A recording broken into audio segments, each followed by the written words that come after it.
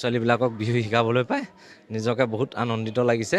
যেহেতু আমি চৰাইদেউ বিহু দলৰ উদ্যোগত যোৱা বছৰৰ পৰা আমি চেষ্টা চলাই আছোঁ আমাৰ চৰাইদেউ জিলাখনৰ বিভিন্ন স্থানত আমি ইতিমধ্যে কৰ্মশালা সামৰিছোঁ আৰু এই চফ্ৰাই পোনপ্ৰথমবাৰৰ বাবে কৰিছে কৰ্মশালা আয়োজন তেখেত কমিটিসকললৈ ধন্যবাদ জ্ঞাপন কৰিছোঁ আমাক আমন্ত্ৰণ কৰি অনাৰ বাবে সেয়াই আৰু আমি ইতিমধ্যে শেষ হৈছে আমাৰ শালকাঠনি মৰাণ হাবিত বিমলাপুৰত বৰ্তমান চলি আছে কাকতিৰ বাৰীত আছে আৰু মাইবেলাত আছে